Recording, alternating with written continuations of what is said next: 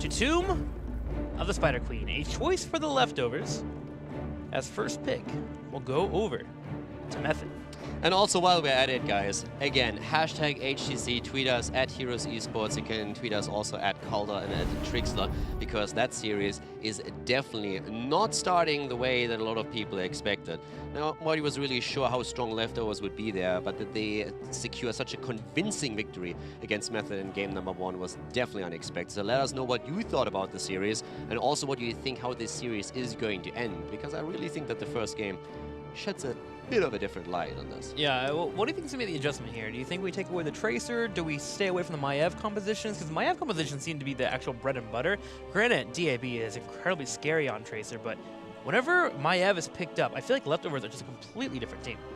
I feel at this point it comes down to what Leftovers ban, but I wouldn't even mind if they deny both heroes. Yeah. I am not quite sure how much of a priority Leftovers are willing to give Maiev if she's not banned out in the 1-2 ban slot. So you could maybe ban out Maiev in the 3rd. But those are the 2 heroes that you have to keep on your mind now if you're Method. There's other heroes as well where Leftovers performs really well with. Sure. Phoenix, one of them. That's one of the reasons why he was banned out. But I really think that at this point you're targeting DAB before you're targeting Blake Hitney with your bans. Now, with all that being said, with us being on Tomb of the Spider Queen, Leftovers have shown an affinity for trying to play Diablo on this battleground, typically mixed with the Phoenix, as Calder just mentioned, as we saw it banned in game number 1. So Method needs to consider that. They love that Lightning Breath and this Salvo combo, and we've even seen it paired with a Blaze here and there. So things to consider as we go through these ban phases. And of course, as expected, Tracer this time is immediately banned out. Teams have tested DAB in the past, and he has passed most of these tests with flying colors, doing extremely well with Tracer. Phoenix banned too, so exactly what I expected here. They are targeting DAB with the bans. Where does that phrase come from? Passes with flying colors. Because when you think about it, you are the native speaker. You tell me. I just learned that stuff. I know. I said it once, and then you said it, and I'm like, wait, why are we saying that? Like, why does that even start, you know? Like, why is that a thing? I don't know where it comes from. Like, raining cats and dogs, I know the origin of that one. It's sad, but I know the origin of that one. I don't. You don't? Oh, well, there used to be a city back in the day that didn't have any drainage when it came to raining. So when it would rain, it would literally drown animals. So it was raining cats and dogs.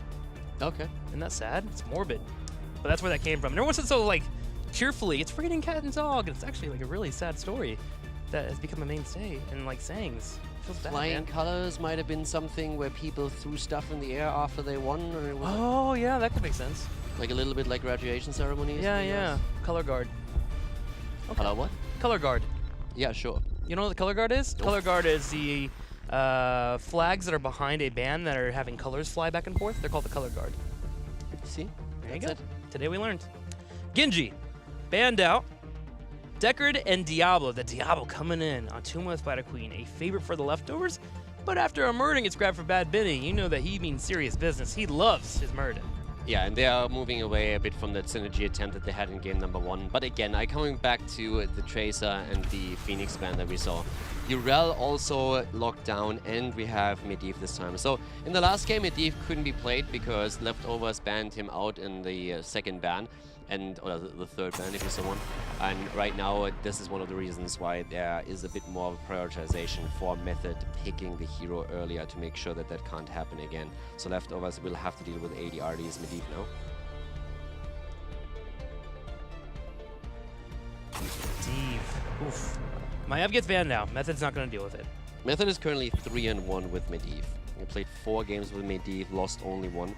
Interestingly enough, by the way, since we talk so much about Tracer on the DAB side, DAB is currently on 5-3 with Phoenix, and with Tracer, he was 0-2 before this game.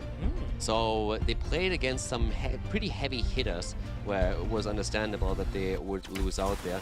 But just the impact that he has in general, that's very strong. And of course, you also have to put that into perspective of how much the average win rate, or how much the average win rate looks like. Blaze Hanzo now also picked, and we have the Diablo and Blaze composition again, that the Zealots more or less introduced into the game a lot more heavily. And Leftovers too, like both of the teams played a lot around that, with Deckard K now even chosen. It's a very terrifying composition that Leftovers have, even with the ban against Maiev. Yeah, I'm looking for a little more wave clear and damage for the Leftovers, but over to Meth, they pick up Karazim and Greymane. bringing in that full idea of diving with portals and trying to shred targets, which is something that they excel at. For Leftovers, they need some more wave clear here. Jaina's up and available, but I got a sense or feeling that we might get a Junkrat. We've seen it in the past from Lakitni, and it could work out in this composition. You get a little bit more wave clear, you also get portal control. The Junkrat that he played in 2018 in Part 1 was actually something that didn't really impress me too much. Now, that has been a while ago. You see Jaina instead for burst damage, and I actually like that. I really feel that he had more of an impact on that hero. I'm curious for this one. There's a lot of good tools that we see for Leftovers where they can again confirm kills, especially against Greymane. I think Medivh is going to be really having a lot of pressure onto him to save targets. It's one of those weird things where you have to hold your cooldown a bit and you're waiting for Jaina to push the damage out so that you can save someone with the shield. But it's always that cooldown gamble. Jaina, on the other hand, is going to look for that shield to come out before she fully commits to a kill attempt. So, yeah, nice setup for both teams, I want to say. The Medivh factor for Method can't be underestimated, but the composition that has been drafted by Leftovers is still extremely powerful and also difficult to take down, especially that front line with Blaze and Diablo. So difficult to take down. Being able to have Blaze follow up the jet propulsion after you go for a combo for Diablo and drop to that bunker gives him an escape route. And then if you try to blow up the bunker, you have Jaina coming forward to try and put that damage on you with a Dragon's Arrow to follow in. It's going to come down to coordination from Method, but we've seen it in the past. This is a very strong team. Game number 1 was a test for them. Coming to game number 2, I expect for Method to really turn up the seriousness here and find those kills.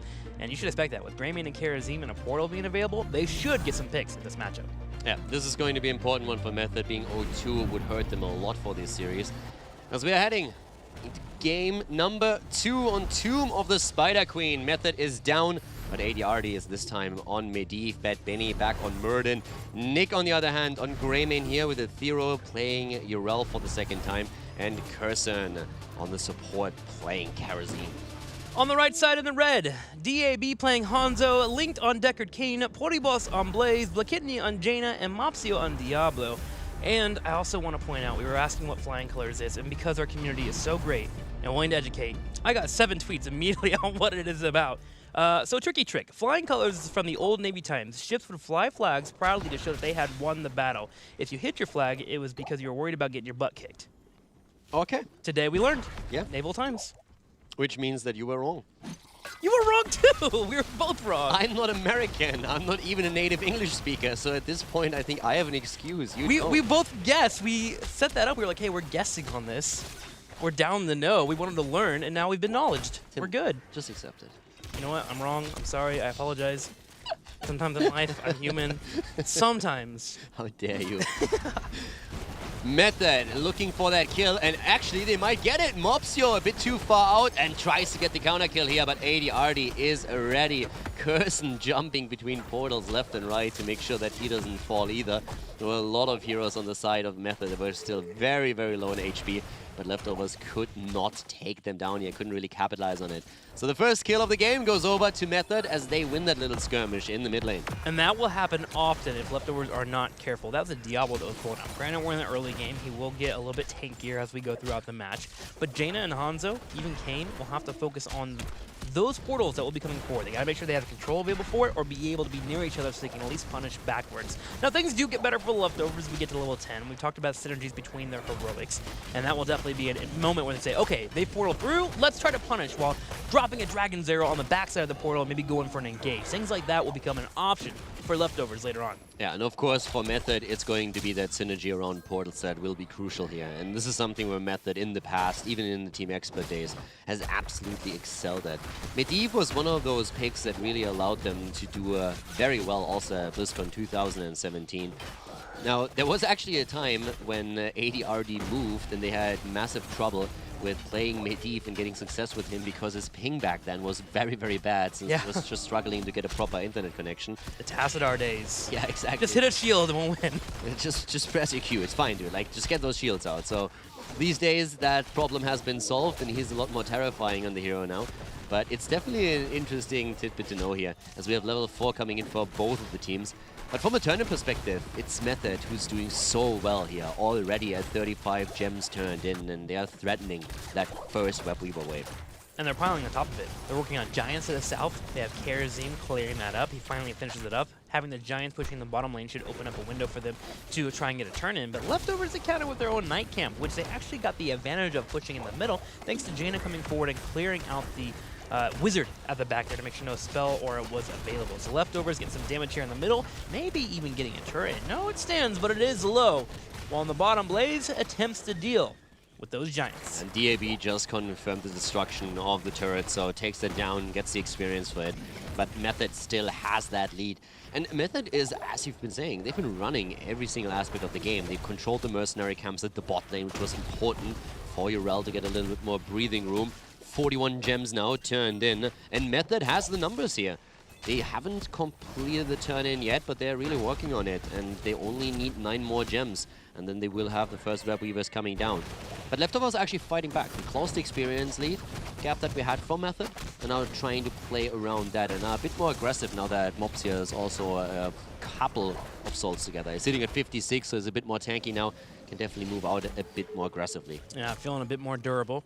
Lakitni in the corner here, waiting to see if Bad Benny comes in for an engage. He has a Storm Bolt to go in for the delay. DAB trying to bait out that Storm Bolt.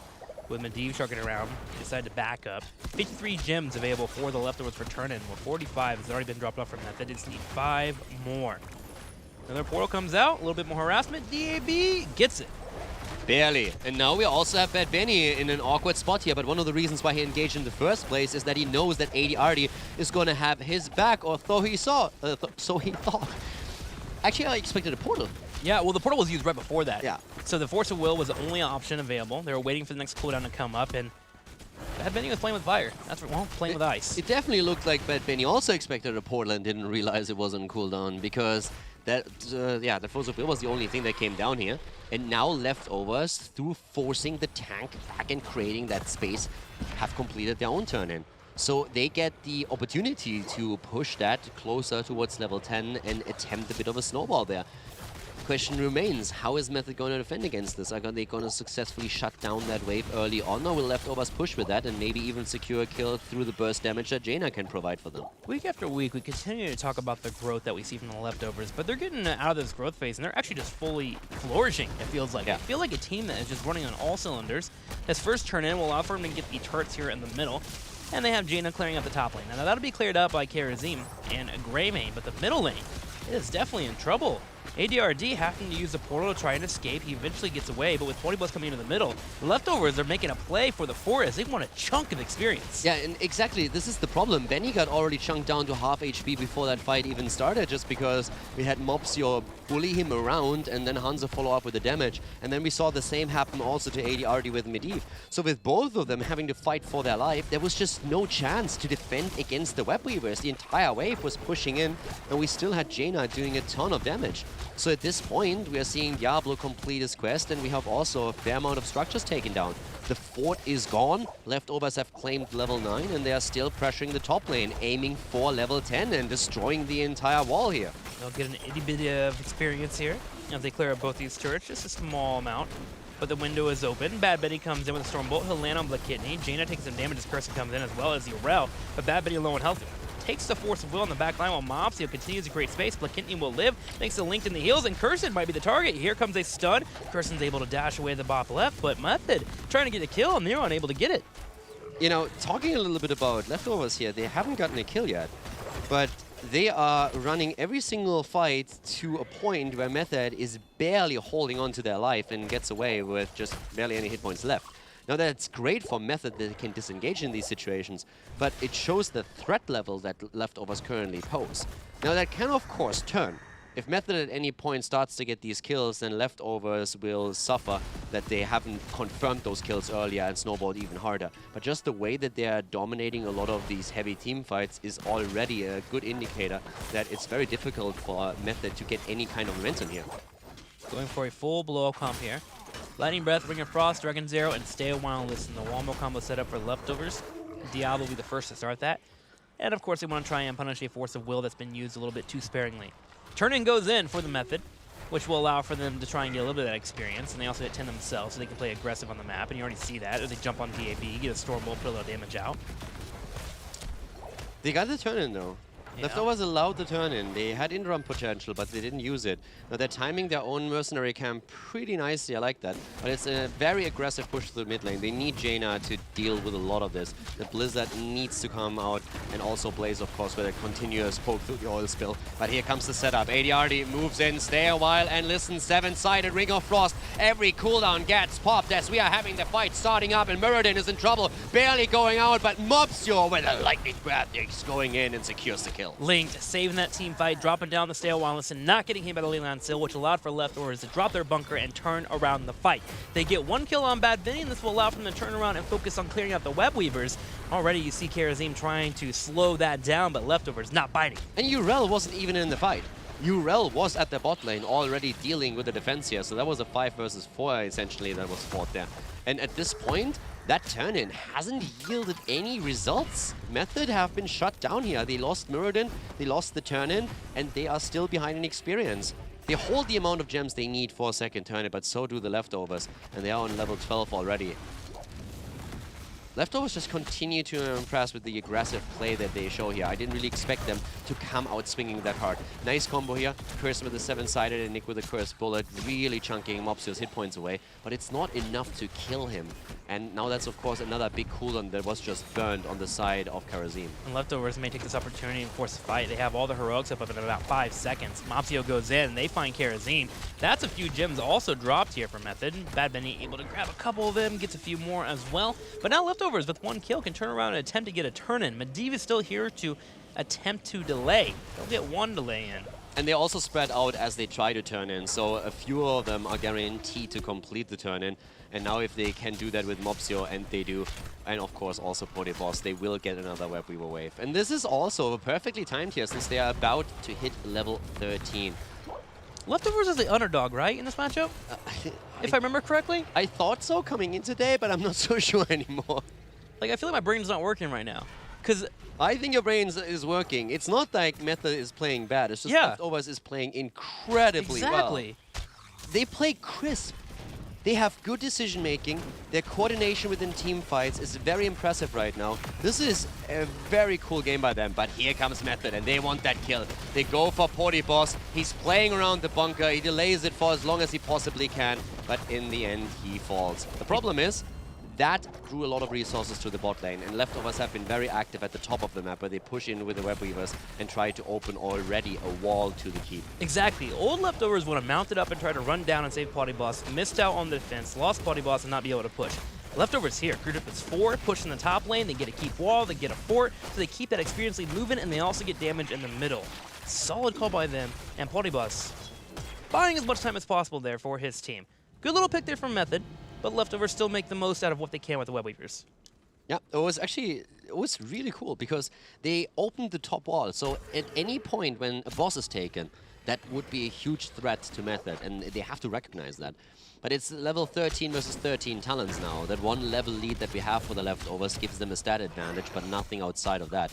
So the big question still is, how are the fights now going to look? Is this something where Method can push the envelope a little bit and say, okay, we are going to get a turn in here? Because that 13 talent definitely makes it easier for them. I mean, if you look over to Karazim, he even went into Spell Shield because he wants to make sure that Jaina can't take him down. Ethereal is also with so many hit points, with so many gems in a position where he doesn't want to engage too hard. Here comes the Ring of Frost, the Lightning Breath too. Stay a while, listen, Mopsio's in trouble, but the bunker is still there. But Method is looking healthy, and they want the kills now. Mopsio is very low on health, tries to go for a combo, but Nick finds a kill, and Blackity will fall too. Method finally bite back. There's 2 kills. Going to be a third here too, as Kane will get destroyed. Boss continuing to chase in his top left corner. Will he get locked down? There's a stun. Here comes Nick. Here's Bad Benny. And a total of 4 fall in that team fight. Method answer back. And boy, do they have a lot of gems available. 130 to drop off. And they also denied nearly all of the gems that we saw on the side of Leftovers that they still had. Now, that wasn't a massive amount, but that was an essential fight for Method. Not only did they take the fight clean, but at the same time, they also now negated the advantage in experience that the Leftovers had They are ahead. They can turn in. They make a play for the boss. Method just completely turned this game around. This is exactly what we expected from them heading into the series here today. And they played a beautiful team fight and just destroyed Leftovers. They just took the full momentum that Leftovers had and cannonballed it straight into a big pool of water. Method now going to have a boss pushing, Web Weavers moving in, a Night Camp as well, and they are looking to take down that first layer of defense and possibly more. Leftovers trying to regroup here, get some souls built up on Diablo. They're about to a good whopping 7 souls on that Diablo, and they also have all their cooldowns up. So here it's all about focusing on defense, trying to get Diablo a nice little bit more tanky, and also having your heroics up. But they have to be careful. Method at any point can force a fight with a jump in. Bad Bunny goes in, there goes the Storm Bolt, and here's ADRD with the Leyline Seal. Leyline Seal comes out, but so does the bunker. They're trying to retreat, and they will be able to, but they lose the fort, and Leftovers are still struggling to find the experience to get level 16. It's really difficult for them to fight into the talent advantage that Method has, and Method is using that fact to their advantage, going in with those Web Weavers. The top fort has fallen. At the bottom, the Web Weavers are still pushing through, and here in the middle, we're also having the heavy aggression of Method as they're looking to take the wall towards the keep down.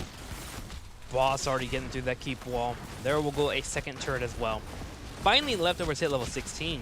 But you can't forget about the 16-2 for Method as well. That cleanse coming online for Karazine, going to make it much easier to deal with Jaina, who's consistently bringing in those slows, and of course that Ring of Frost.